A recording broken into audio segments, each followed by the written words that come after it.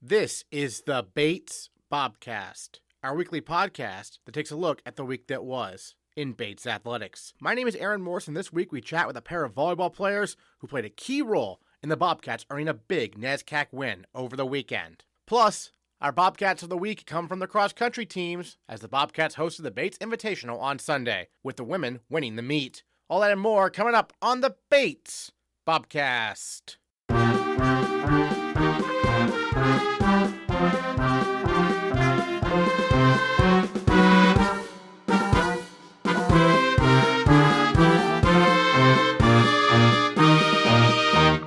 The Bates football team opened the 2023 season Friday night when the Bobcats hosted the Wesleyan University Cardinals at Garcelon Field. Bates, a team with 39 first-year players, gave the visitors all they could handle in a 28-17 loss. Every week during the football season, we sit down with head coach Matt Coyne, who was very encouraged by what he saw Friday night from his young team. First of all, before we get into the game, just take me through kind of the atmosphere of that one, because I know people get fired up to play under the lights, big crowd, and really a lot of excitement, right? Oh yeah, it was an awesome experience. I think for a lot of our guys, they really appreciate the support from the school, the student body, parents, family, friends, alums, administration. I think it was a wonderful game experience, and obviously aided in helping us, compete at a high level.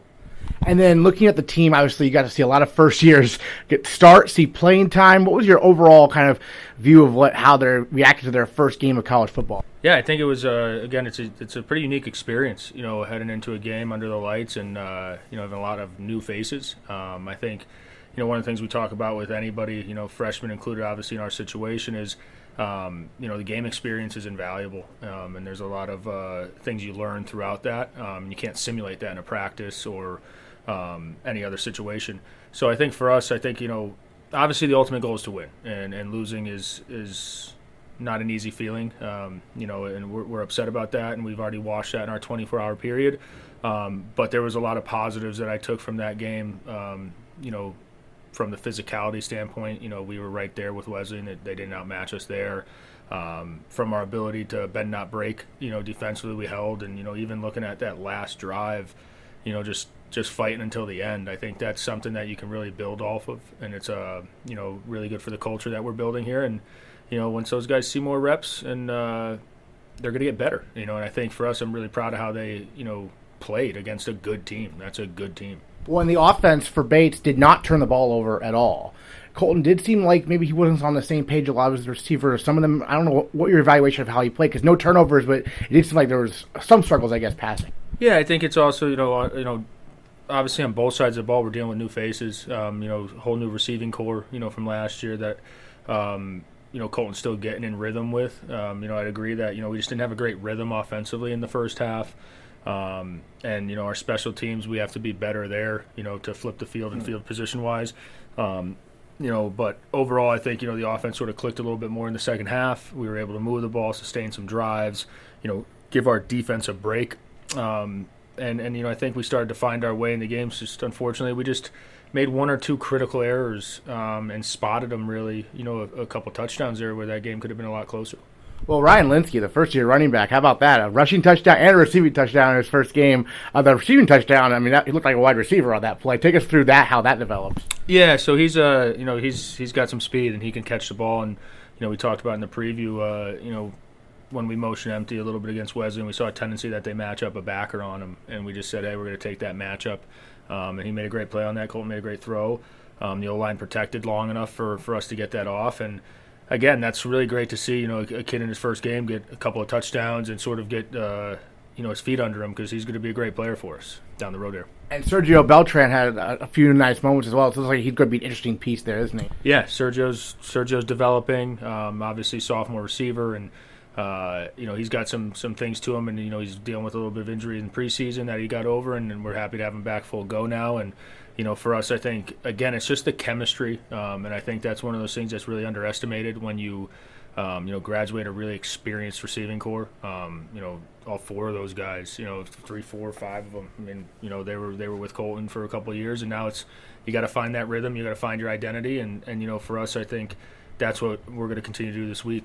And I love talking about special teams with Ruiz, the first-year kicker, 37-yard field goal. That's the longest field goal made by a Bates place kicker since 2017, and he's a rookie. And that must give the offense some confidence that they know that they can score even if they don't necessarily get in the end zone. Yeah, and I think, for Marcos, that's huge. He was also 2 of 2 on his PATs, and, so for him, like, as a freshman stepping up in that role, I think that's, right before half where we needed some points to get some momentum. I think that was awesome to see. And, he's got a mind for it. I mean, he's a special kid. And, again, I think that, we clean up some things on special teams. Some of our snaps were a little bit off, which threw off some timing. And, we didn't flip the field as well as we should have. So I've got to clean that up. And, we just got to get better. But, for us, I mean, the level of competition, you could see it. That we were out there competing and that we were hitting and we were running, and our O-line I thought did a really good job up front.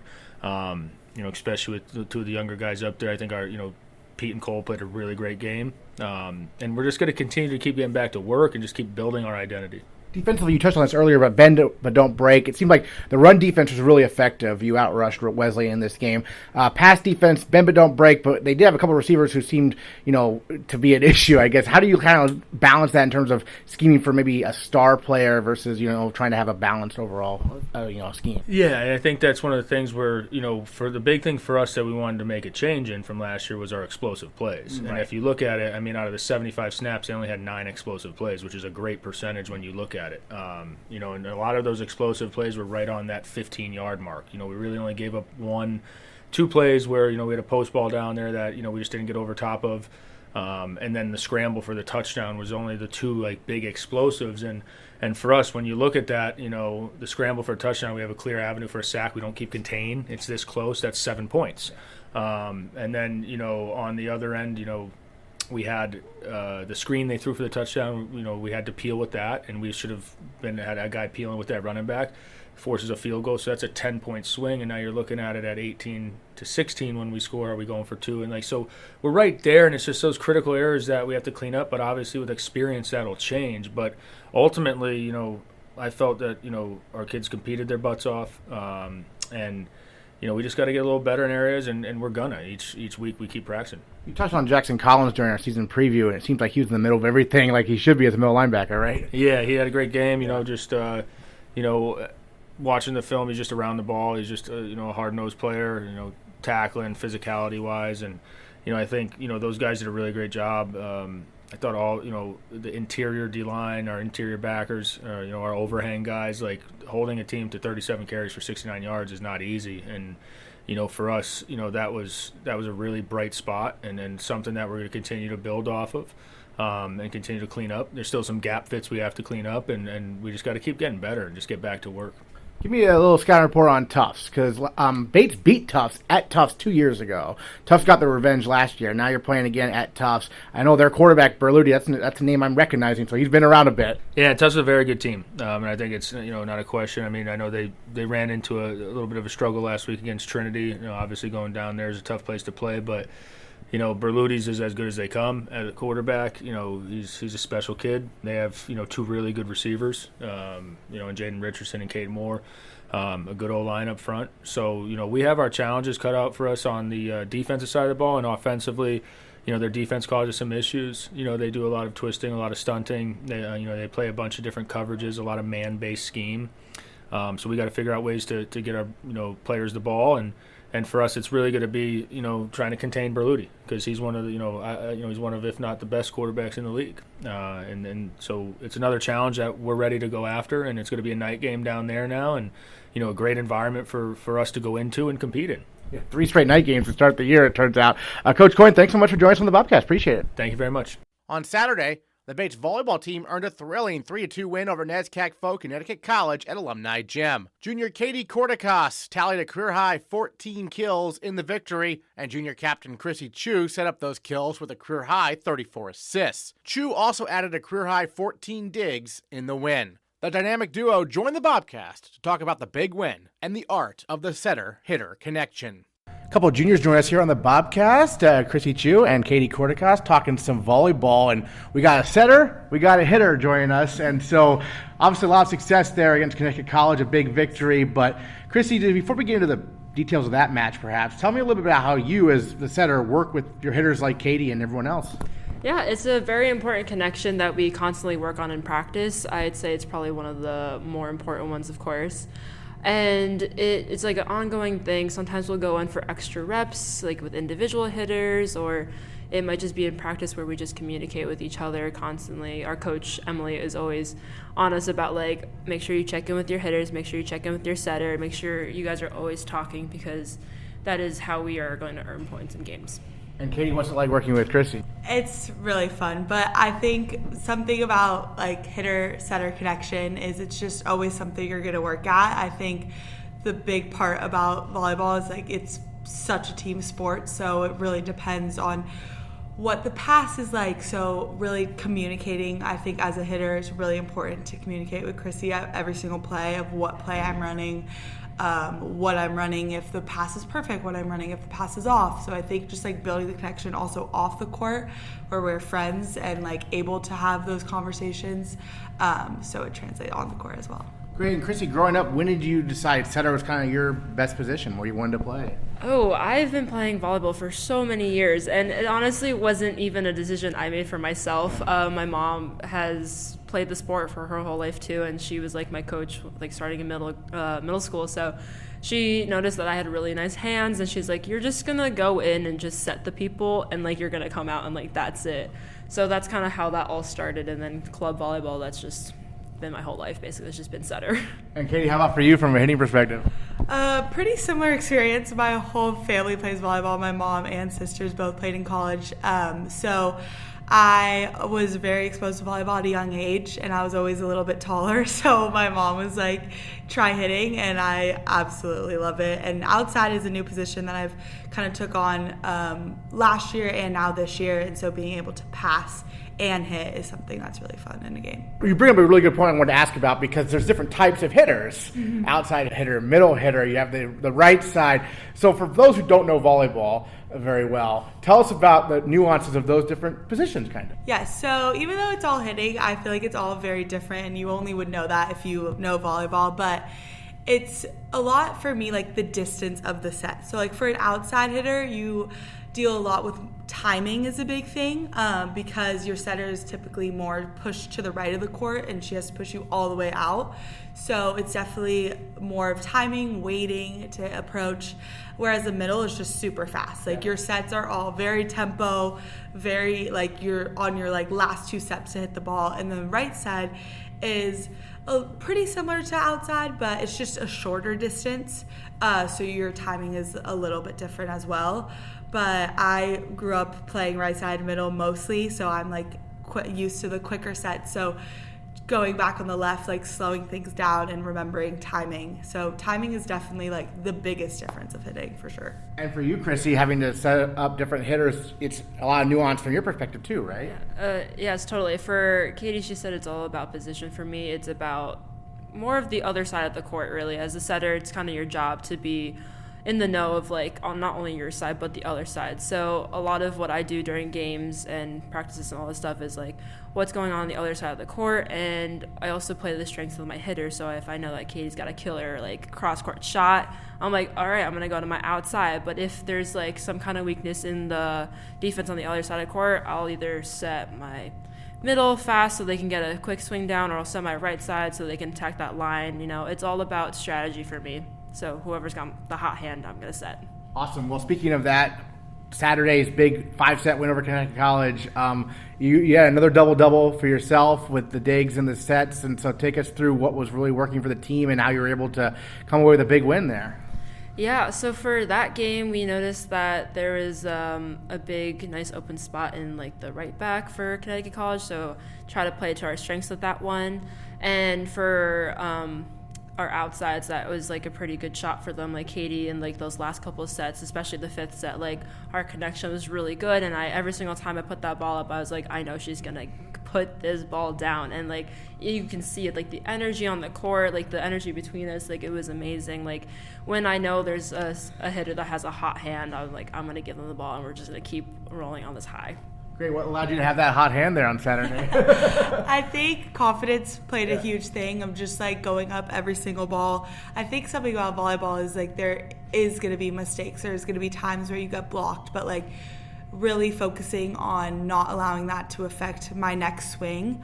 And I think also just really working with like the shots and what I had open. In the middle of the game, they switched to kind of defend my line more so than working the cross court and just like really, and then tips to just like really work the defenders and get them to look at something different. Even if the ball isn't down every single hit, like you've switched their minds to think, oh, maybe she will tip, and then you hit one, so you open up for yourself. Great, and you had the clinching kill, right? So what was that moment like, being swarmed by your teammates after the victory? It was really fun. I think in the fifth set, it was like 14-6, and I think they came back 3 points. So we were kind of down, like really just trying to get that last point. So when Chrissy sent me that ball, I was like, it needs to be done. So I just really tried everything I could, and it was really fun having the team. We haven't had a NESCAC home game win, so it was really fun just having the team just celebrate and jump on me, and it was the best. Awesome. And Chrissy, I mentioned this earlier, but you also had a lot of digs. Yeah. So that's a whole nother strategy. That's a whole nother technique. How do you balance practicing offense and defense like that? As a setter, your job is always defense first, set second. So that's just how all coaches have like been teaching me my whole life, and like it's really hard for me. Sometimes I have a little bit of habit to like maybe not play defense as much, but I'm working on it, of course, as we're all students of the game still. But always trying to like make sure that like it's a team sport, right? So we're all playing different positions. We all have our roles on this team, and just making sure that like I separate them a little bit. So defense first. Get back to base, be there for my teammates on defense, and then go and set them and start running our offense. So it's a little bit of a quick turnaround, and it is a lot to think about, but definitely just trying to separate it and break it down into steps is how I go about that. And I'm watching, like, how do you even judge where it's going to go? Like, how do you do that from a defensive perspective? That must be really tricky. It is super tricky, but Emily and Natalie always tell us to be stopped on defense. So wherever we are on the court, it doesn't matter if we're front row setting the block or in the back row just playing the defense, just always be stopped and always be looking at your hitters.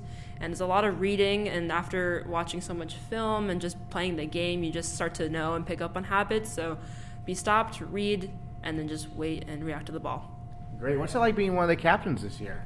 It's been a really great experience. Like, we've had great captains before, and like even in, like at home, like it's just I've been exposed to so much leadership, and I think it's been a really great experience working with Julia as well, because we've had so many conversations as a team, like over like preseason and out of season, like so many conversations. We really came in with like a fresh mindset of like we're gonna work really hard and try to turn around last season, use it as motivation to like really step up our game and step up our team chemistry. So it's been a really great experience, and everyone has played a huge part in it. I mentioned earlier you're both juniors, and Emily Hayes, your head coach, I mentioned that you sometimes joke with her that she's a junior also. This is her third year as head coach. So, Katie, what's it like been working with her, helping grow the program these last few years? Yeah, it's been really fun. I always joke with her, and I'm like, we're juniors. But it's been really fun. I think it was definitely an adjustment not being like recruited by her at first, but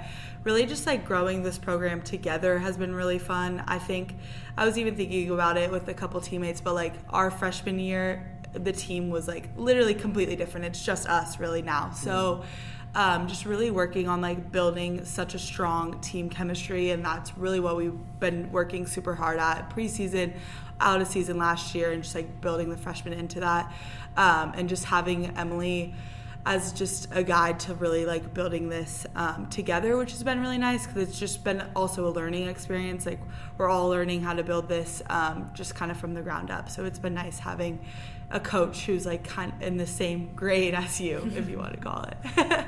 Great, and this is something I always ask people on the Bobcats, but like when you were in high school, what made Bates kind of the place for you for college? For the juniors here at Bates, it must have been a kind of a weird time, right, because of COVID and everything when you were in high school. But take us through kind of your recruiting process and what made Bates kind of where you wanted to go. My sister went to Trinity. She also played volleyball there, so I was very familiar with like the NESCAC schools, and I was like, it was like end of junior year in the summertime, I was like looking at schools. I couldn't really visit many places, but I was like, my mom's like, why don't you just like start emailing more NESCAC schools? Like, just think about it. And I reached out to Bates, and they got back to me, and it like kind of grew into like a really fast relationship. And I looked more into like the academics and like the school itself, and I drove myself up here with my parents, and we walked around. And the more I was here on campus, and the more I heard about like from previous teammates, and just the whole community just sounded like so welcoming and just so cooperative. Like you hear about some other schools and how like students like compete against each other, and I wasn't about that. But here at Bates, everyone's like one huge family, and I really love that, and Maine's so beautiful. So it definitely was something out of my comfort zone, but I'm so thankful that I chose this place because it has really become a second home.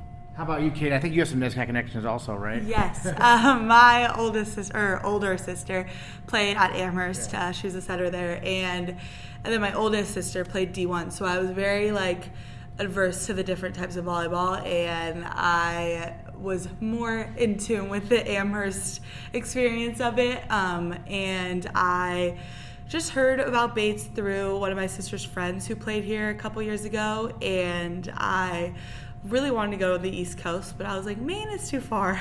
So I didn't really look into it at first, but then I found out the coach was looking for a hitter. So I was like, and my sister was like, just send out an email. Well, it's going to do. So I was like, fine, I'll send it out. And I came to Bates, and it was weird COVID time, but I was able to meet with the coach, and I literally just remember being here with my mom and stepping on campus, and I turned to her, I was like, I'm coming here. And she was like, whoa, slow down, like you literally just got here. But I kind of just knew right away, and I love having a different experience. I'm from Los Angeles, so very different here in Maine, but I've just fell in love with like the community of Bates. All the people here that I've met and now I'm friends with are just like some of the best people, and I love it. It's definitely a second home, like Chrissy said as well. Awesome. Well, after a big NESCAC win this past weekend, you have another NESCAC match right away almost. This podcast comes out on Tuesday. You have a match on Wednesday there at Colby. What are your thoughts on the season going forward? Chrissy, some goals you have as a team to kind of keep this thing growing, basically. Yeah, one of our biggest goals is just consistency. I think that there are times where volleyball is such a long game sometimes. Like soccer, it's time, so you know how much you got left in the game. But like volleyball, you can win a set, you can lose a set, and like that can mentally, have a lot of effect on you as a team. So I think our major goal is to just be consistent with our energy, be consistent in our game, and I think that's going to carry us through a lot of tough matches. Hey, Katie, what's your view on kind of the goals going forward? Yes, I think just really going in there with a lot of energy. I think when we start off with energy, we play really well, and when we don't, we see the lull. So I think just kind of getting up there and just playing our game. I think a lot of times we kind of mirror what the other team is doing, but I think pulling away from that and just playing what we've been practicing and just going in there, and I think having a win under our belt has been nice to just kind of like amp us up and be like, we can win this, we can do more. So I think I'm very excited to see what Colby has. All right, sounds good. Katie Kortekaas, Chrissy Chu, thank you so much for joining us on the Bobcast. Yes, thank you, Aaron. The cross-country teams hosted the Bates Invitational at Roy's Disc Golf on Sunday, with the women winning the event and the men placing a strong second out of 6 teams. The women's team saw sophomore Elizabeth Holcombe deliver another strong performance, with the 2022 NESCAC Rookie of the Year finishing in second place individually out of 87 runners in the 5K race, with a time of 19 minutes, 7.6 seconds. And she is our female Bobcat of the Week. Female Bobcat of the Week, Elizabeth Holcombe with us here on the Bobcast, talking some women's cross country, and a victory for the Bobcats, first place there at the Bates Invitational. And last year it was just against Tufts. This year you had 5 other teams there. So what was that experience like, having so many schools? Yeah, this year, there was a lot of new stuff to kind of get adjusted to. There was like a last minute switch to the disc golf course, which was, I don't know, something to adjust to. But yeah, there were 5 other schools there.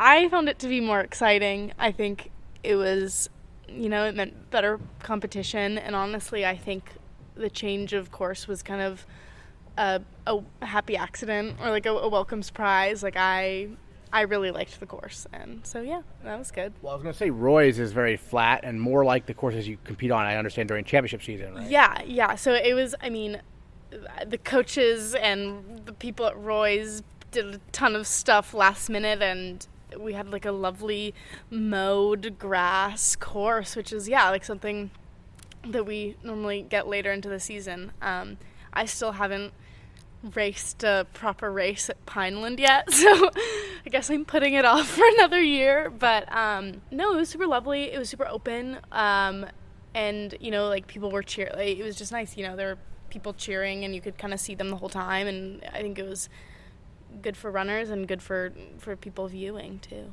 So yeah, I understand the men's race was at noon and the women's race at 12:45. Yes. So what was it like kind of gearing up and maybe having the men's race before yours? So I normally like to race before the men's race. I think just get it out of my system, less time to worry about things. But I don't know, I think it was still good. The energy was there. Getting to watch them kick off the season was kind of exciting, and it was good to watch them and kind of refamiliarize myself with racing before I actually did it. But they killed it. There were some really impressive performances on their side of things. So yeah, that was exciting. And I also think as the teams have merged, I mean, this is the second year that we've been kind of all together. I think especially this year, have just gotten a lot closer, and I think I'm getting more and more invested in their race as well as mine, so yeah. Excellent. Now, you finished second overall, so take us through the race kind of from your perspective. Maybe were you running with the person who finished first a lot of it, or how did that kind of go? Oh gosh. So I was super nervous going in. I mean, haven't raced a cross-country race in a while, and I don't know, was nervous about, getting the competitive mindset back. So I think I definitely, I talked with my teammates and we on the line and beforehand, and we were kind of agreeing we probably want to go out a little more conservatively. We said maybe 6:20, 6:10 pace for the first mile. I think we ended up hitting 6:10 for the first mile. And I was definitely I don't know if I was fully engaged in that first mile, and I was just trying to get comfortable. But yeah, I guess we were in a pack of about 10, 15 up there, and I was kind of sitting behind behind my teammates. And I'd say a mile and a half in, there was some separation, and the pack up front got a little smaller, and it was really only the last 800 where I passed the girl who had been in second. I don't remember what school she was from. But yeah, I felt super strong the second half of the race, which was good. I'm glad that I went out a little more conservatively. I think it was a big confidence booster to feel strong on the second end of the race, and really put in a lot of effort and know that I had that effort to put in. So yeah. And the team won by a lot. That's really cool to see, right? Yeah, that was so exciting. I mean, it was exciting last year. I feel we saw a lot of success, and I think there's been a ton of momentum over the summer. Everyone has been working so hard because obviously, there's gaps to fill. I mean, Jill was this awesome, crazy good runner, but we have a really strong, deep team this year, and I think more than ever people on the women's side, and obviously the men's side too, are just really excited to be racing, competing, and training hard with each other. And so I think at the end of last year I was kind of nervous, oh no, all these seniors that I've had so much fun running with and being competitive with, what am I going to do without them?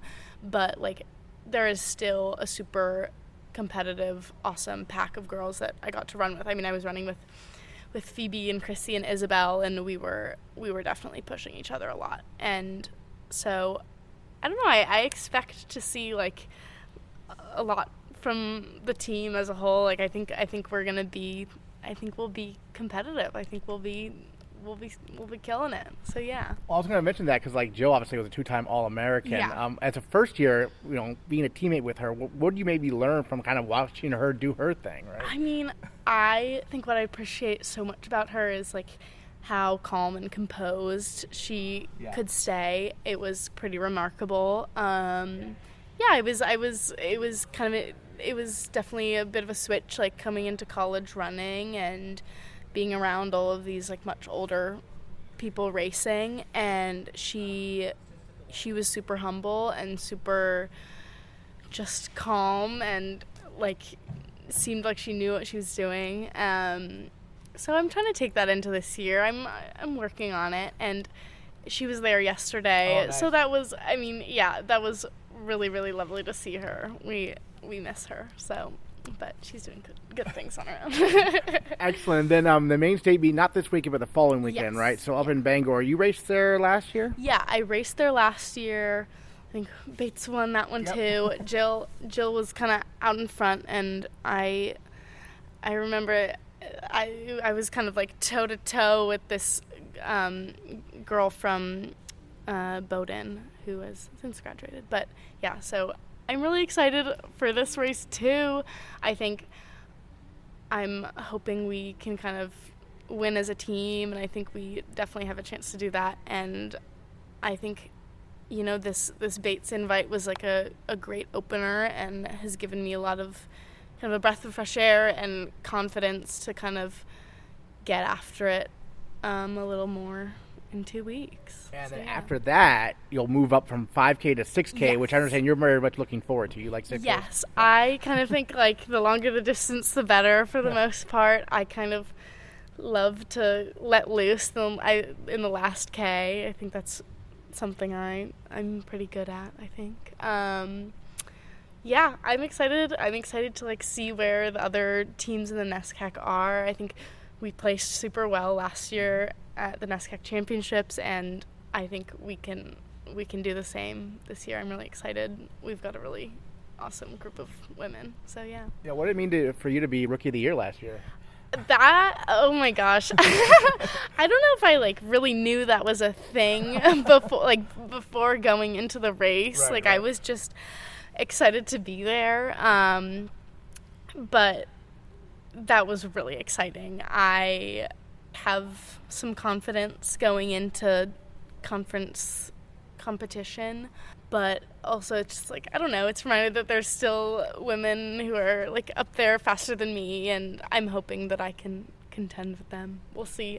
I think I've hopefully done some good training over this summer and this early season, so I think I've gotten better, and I think everyone else has gotten a lot better too. All right, well, we're looking forward to the state meet in a couple weeks. Bates victorious at the Bates Invitational. Elizabeth Holcombe, Female Bobcat of the Week. Thanks so much. Thank you so much. For the men's team, senior captain Ned Farrington also placed second individually, running the 8K race in 26 minutes, 2.6 seconds. The Bobcats had 3 finishers in the top 10 out of 97 competitors overall, and Farrington was their top performer, making him our male Bobcat of the Week. Tell me a little bit about hosting all these schools, because last year we also had the Bates Invite, but it was just Tufts. This time it was Tufts and 4 more. Yeah, no, usually obviously a lot smaller of a meet, so great to get some other schools in the mix. It's always good to have that amount of competition early on in the season, really see where you stand after a summer of training. You know, you never really know where those other teams are going to be because, people put in big summers and sometimes pop off in the fall. So, yeah, fun to get those teams in the mix. And it's interesting that it was held at Roy's Disc Golf, because we actually had an article about how like the cross-country teams making more of an emphasis of practicing at Roy's at least once a week, Wednesdays, because it is more similar to like some of the courses you race in championship season, right? Tell us a little bit about that course and how it very much differs from Pineland Farms, right? Yeah, so we're used to starting the season at Pineland, which is basically just Nordic trails that we run on, and they're a lot harder of a surface, more kind of gravel, dirt, and Roy's is actually mostly grass because it's a disc golf course, so you definitely get a lot less energy return running on a surface like that, but it's definitely good to get on that early in the season, given that Franklin Park in Boston, which is our regionals course, is going to be almost entirely grass. The nationals course is mostly grass. I'm pretty sure the NESCAC course is mostly grass as well. So getting used to that early in the season is definitely a a good thing. Obviously, I would have loved to race at Pineland one more time in my career, but no, I think for experience sake, I think it was actually probably better in the long run that we were at Roy's. Yeah, you made a good point. That was your senior meet, right? So what was that like? I mean, did it feel different at all? Yeah, a little bit sad, of course, that's the last home meet I'll race for Bates. But yeah, I was obviously in my mind, I envisioned running that race at Pineland. But yeah, in some ways, I'm happy I got to race at Roy's. We've been talking about making that the home course, maybe for bigger meets if Bates goes on to host NESCACs or regionals in a few years. And yeah, I never thought I would end up racing there, but I've worked out there a million times, so it was cool to see how it raced, and I really enjoyed it. Well, yeah, take us through the race, because you got second overall, so another really strong performance for you. So it was pretty hot out, but yeah, we had a pretty good week of training leading up, and we kind of got an extra day of recovery from our Wednesday workout, given that the race got moved from Saturday to Sunday. So mostly everyone was feeling really good going into it, and yeah, the things got out pretty slow. We let some tough guys take the lead, and Victor, Sam, and I worked from the front, and right around the 5K mark, I made a big move with Victor. We started pushing the pace, dropped all the tough guys, and yeah, I was with David Reynolds from WPI from like about the 5K mark, right until about like a kilometer to go, and yeah, he was just a bit stronger than me on the day, but I'll be looking to get revenge on him later in the season. Yeah, that's the thing. You'll see all these runners at some point again, right? Yeah. So all those teams are in our region. Yeah. So it's almost like a pre-regional meet without, of course, MIT, who's returning national champs. But yeah, otherwise those are basically the most competitive teams in the East region. So a little bit of a preview there. Yeah. And you've got the state meet coming up, not this weekend, but the following weekend, right? And that's always a fun one. What's it like up there in Bangor, racing there? Yeah, so it's at Saxel Park, which is actually pretty similar to Roy's, mostly grass, probably a little bit hillier. But yeah, I mean, we've been training on hills so much. We've been doing a lot of runs at Pineland, and Roy's has its fair share of hills as well. So I think we'll be ready for it. For sure, especially compared to, I don't know what Colby and Bowdoin are doing for training, but I know, at least Brunswick is a much flatter area than Lewiston, so I'll hope we'll get the advantage there on them. So Bowdoin's looking to be a really competitive team, so we'd obviously love to take the win in the main state meet. Yeah. Absolutely. And then it sounds like you mentioned this, you, Victor, and Sam, it seems like you three will be running together a lot this year, it sounds like. I mean, what's that group like, a trio, if you will, and Victor being one of your fellow captains also? Yeah, so we're actually all roommates. And okay. We've been great friends since freshman year. So, it's really kind of like a freshman dream come true for us to be like sharing the lead at the front of races. Basically the way we do our race strategies is Coach Feldman has us kind of try to stay together through 4 kilometers, and then ideally we stay together through 8K and all come out on top. But we kind of branch off from there. But yeah, working with your teammates really helps, especially in this race. I know Victor had a couple moments where he was running like 10 meters in front of me, and I was kind of just chasing him, trying to hold on for dear life. So I think if he's not there in that situation, I probably run a good 10, 15 seconds slower. So having teammates there with you is always huge. Yep. And you were a captain last year also, so what do you learn from your experience last year as a captain you're applying as a repeat captain this season? Yeah, I think the biggest thing I've learned is kind of about trying to settle people's nerves. Cross country is obviously like a really terrifying sport when you really think about it. You're going to go out there and suffer for 25 minutes straight. And right. I think underclassmen, that can really get to them. I mean, last year I had a couple of races that were really shaky because the nerves got to me, and I'm just doing my best as a senior to keep things really chill, calm people down. We're not doing any, we're not getting overhyped and doing crazy team huddles and speeches beforehand. We're just trying to keep it calm and say, hey, this is just another day out there, and we're just going to go run as hard as we can. So it was real tight with Tufts. Only 2 points separate these two schools. So, what do you see from that competition? Because obviously they're a NESCAC opponent, they're a regional opponent, so on and so forth. Yeah, I mean, going into the race, I thought Bowdoin was going to be the stiffer competition. They have a lot of really strong runners right now. Tufts definitely had some guys come out of nowhere, and I think they're obviously going to be a huge threat this year. I would say they're probably easily a top 2, top 3 team in the NESCAC right now. I do think our squad was a little bit emptier than theirs. They had everyone that I know of at least. We have a couple guys like Aiden Rooney didn't race. He'll be back for main states.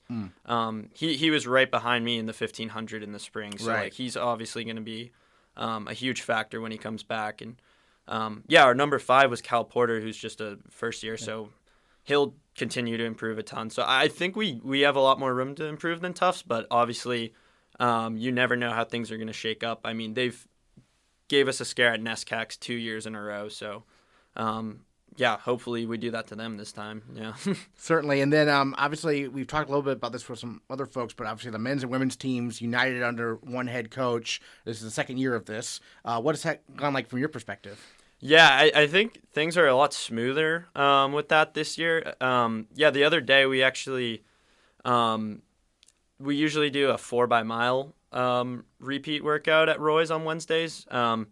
And Coach actually had Victor, Sam, and I do 2 reps with the top women's group and then do our 4x-mile. So, yeah, it was super fun, like getting to work out with the women's team, get some insight into what their workout and group dynamic is like. And, I think the teams are super cohesive right now. I mean, we're running with them every Thursday for our community run.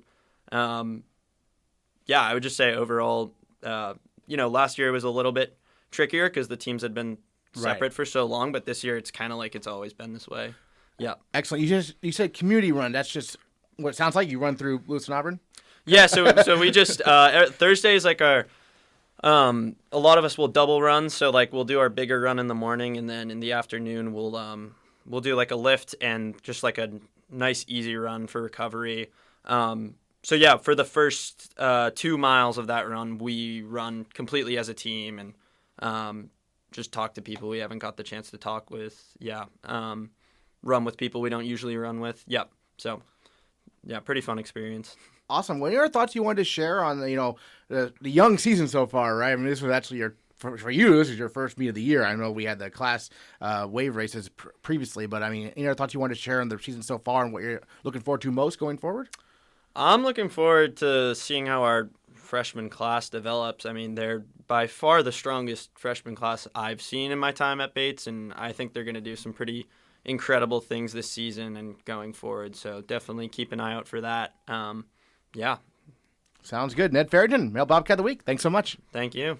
In other Bates athletics news this week, the field hockey team fell to number 3 nationally ranked Babson by a count of 3-2 last Wednesday, and the Bobcats had their scheduled home contest with Williams on Saturday postponed to October 22nd due to the weather conditions. Despite things not going as planned, Bates moved up 2 spots in the national rankings to 13th in the country. Meanwhile, the soccer teams both fell to nationally ranked Williams squads on Sunday, but will get a chance to bounce back this week, starting Tuesday night, as the women's team visits UNE and the men's team hosts Maine Maritime Academy on Garcelon Field at 8 p.m. Find the complete athletic schedule and read all the latest news at GoBatesBobcats.com, and we'll catch you next time on the Bates Bobcast.